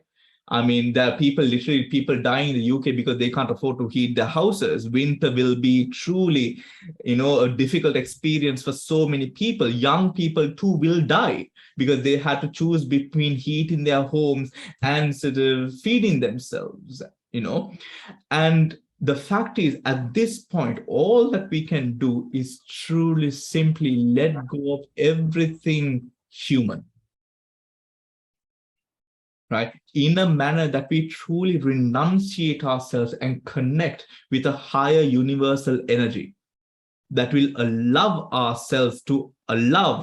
us to vibrate to the frequencies of the higher gods. Yeah, that is all that we can do at this moment. So our practice, our metta, our karuna, our upekka, our letting go, everything should resonate and vibrate with that higher energy of those deities who represent the Dhamma, who live with the Dhamma, who speak and walk the Dhamma. Those beings being reborn in their midst could teach us as they have heard from the Buddha himself. Yeah, so we have to resonate to that, right? We have to resonate to that frequency and that vibration. And just as the 4th sutra in the Majjhima Nikaya says, what you wish, if supported by Dana Sila, it says the 5 balas, if supported by the 5 balas, right? Virya, Sati, and all of that is supportive of that aim that we want to reach, we will get it. Right? We will get it. We need to start resonating, letting go of these stripes that we have in our minds, the agonies that we sort of carry, the things that we are finding difficult to let go. Just let it go. Because at the end of the day, we are going to, if we are reborn again, we will forget all of this nonsense, all of these fights and quarrels and people who did harm to us or we did harm to at the end of the day, and no one will remember us. At the end of the day, that is what's going to happen. We are not api paukaryo neme, right? So we will probably be reborn as sort of human beings, right? As Sri Lankans or whatnot, or in the UK or whatnot, probably Sri Lankans because we love curry so much, right? Bhante, that's not so good. In fact, I have been getting, Bhante, they're saying. So let me just finish. Probably as human beings, and the fact of the matter is, and in that new rebirth, what will happen is we will not remember any of these, right? We have to just simply let go. Kamak nae, minusundu ඕන දෙයක් කියපු දෙයින්. It's fine. Let us practice. Let us move on. Let us resonate to the vibrations of the high gods who know the Dhamma, and not resonate to the low beings who are so triumphant with their sort of petty quarrels and petty things in life. So that is the inspiration that we can sort of take from the Dhamma, especially at this time when we are in the age of decline and everything is sort of going downhill, and it will continue to go downhill, right? It will continue to go downhill. And whatever that we might say, technological innovation or whatnot, right? All those things in the world will be very much short-lived, right? Because our morals are going to become so much more sort of, very clinical. Life is going to become clinical, right? Life is going to become clinical. When life becomes clinical, we will start working like machines, right? Like operations, processing systems. When that happens, life will become completely something utterly and completely different from what we knew or thought life would be at advanced stages in life, right? So, that is something to think about, everyone, and sort of, work towards. Yeah. Okay, so I think it's 8 o'clock. Dil, you wanted to say something? Just 2 words. That's why, Bhante, we said, without being human, what everybody's been taught, you have to be divine. And see, the Buddha used the word Brahma Vihara. So all those Karuna Meta, and that's why I find, of course, the Western people don't know. They said, we mustn't be human. Just what you were saying, the grossness of the human being.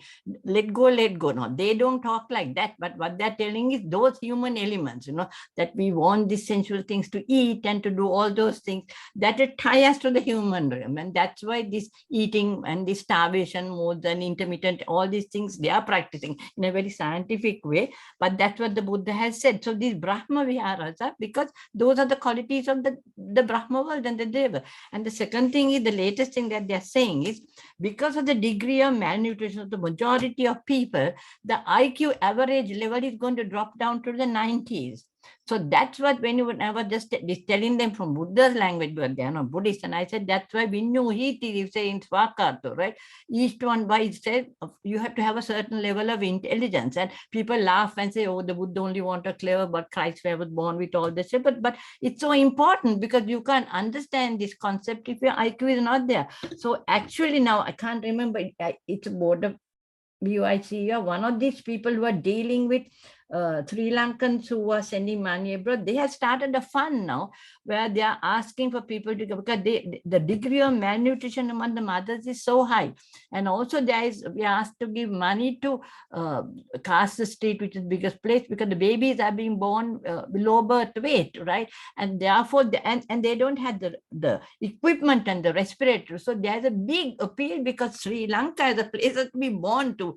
Really, you don't want to be born, because the wombs, the mother's IQ and the low birth weight, we will have a generation of children who will not be, yeah. So people have now connected all this, and so they're targeting and saying to please anybody who has, some kind of money, to target to these specific things, because long term as a nation, we won't be able to have a good place. Because I remember you telling us that though we say Sotapanna, we born in Deva and in Manusia, you can be born in any one of these wombs in the Deva birth, right?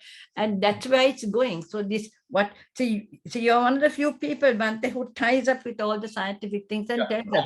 I mean, a good example that we can sort of look at is Burma, right? Having been under military rule for so long, I mean, they have gone back into military rule now, but before 2011, when Aung San Suu Kyi was released, I mean, you find when you look at people who come from wealthy families, who live abroad or who can afford to feed themselves well, they have big bodies, tall, beautiful, nourished, full, wholesome, right? Not wholesome, whole, right? But when you look at the others, the people who are not so well off, right? You find, they're very petite, small, sweet people all across the board, very sweet people. But you find, petite, small-made people, right? Small-made people. Now, also you find, for example, in Burma, it is for HIV/AIDS. After Botswana, it is Myanmar, right? Which has the most amount of infections, HIV/AIDS infections. And people always question why, because it's a Buddhist country, a very strong Buddhist country, right? The thing is, with that amount, you find, yes, people have so much of values, they have so much of respect for Buddhism and all of these things. Even back in 2011, still HIV/AIDS was a big problem, right? Because of the level of poverty, people being unable to feed themselves, what happens is people lose their ability to have this rational sense of thinking. And when it comes to Buddhists, when it comes to people, what is very much important is the fact of having a strong mind supported by a body. Supported by a body. The mind cannot go on without this bodily support. You find even at this stage of, life in this world, 2,600 years ago, monks are able to survive on 1 meal a day. Do you realize that 1 meal a day, not the 1 meal a day that the Buddha's time included, which means the nourishment in that food was so much more richer in comparison to the nourishment that is in that food right now. The 2 oranges that we sort of juiced in the morning, that our parents juiced for us, I mean, your parents more, juice for you was substantially enough for you. Right now, to get the same amount of nutrients, we need to squeeze 8 oranges to get the same amount of nutrients that we got from the 2 oranges so many years ago. Right. So hence we find even monks, eating more than sort of twice a day. Also, we find, we can't really blame.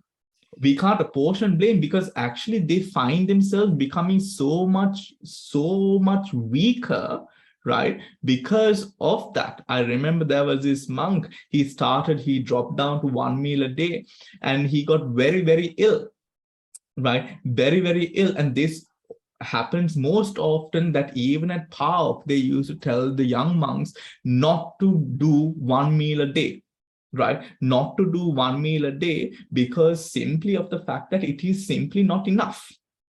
2,600 years ago, and maybe even like 100 or 200 years ago, it might have been enough actually, right? But now capitalism is so entrenched, so deeply entrenched, that even the Teflon sort of pots and pans that we cook in, right?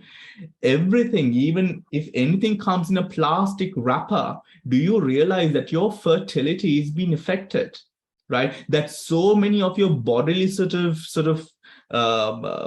processes are being affected by so many things from the pots that you cook in. Right? What we really need to do is we all need to have holiday homes back in Sri Lanka in the village with our own sort of gardening plot. We all need to go back to cooking with firewood and clay pots and just live the simple life. Honestly, that is what we should all be doing. Go back to the simple life, forget about all this Wi-Fi and all of these things, and just practice Dhamma in some sort of hermitage or some sort of village. Right? And drink good water and sort of breathe good air, because literally living in cities is killing us, literally killing us. Right? So as we progress, we also realize මේ දේවල් ඔක්කොමින්ම තේරුම් ගන්න අපිට පුළුවන්. අපිව දිනපතා everything that hinders the body, weakens the body, we cling on to. Right? We cling on to. Right? Everything that is so petty, whilst there is 31 planes of existence and belonging to the lower 5, we are clinging on to this thing which is so low, whilst not trying to attempt to sort of progress beyond it. So that is something to think about, right? Because I mean, at the end of the day, we've kind of been there, done that also, right? Been there, done that also. So, why not do something profoundly greater? Right? So I'm going to leave you with all of that for today to think about. And thank you all for joining in on the class. And please do revise and read through. We've come to the end of, what we've read through the end. The next part that we have following is Nibbana. But I think what we can do is now, next revision class, I hope next revision class, we'll decide on the date later. What we will do is we will take this chart that we've just done and correlate that with the Patana. right? But we are also sort of doing that revision next week. Have we finished the 4 Patthana, the Suvisi Pratyam Ivara Karanada api? නෑ අන්තිම දෙක කෙරුවේ නෑ. So we are going to finish that, and then we are going to start on the revision on the Patthana. So then sort of we'll be able to sort of get started. So we can actually tie in that class itself, we can bring this Rūpa chart in and do it together as well, right? So take care, everyone. I will see you on Sunday meditation class. Teruvan Saranai, and have a Teruvan Saranai, Bhante. Thank you. Thank you, Bhante.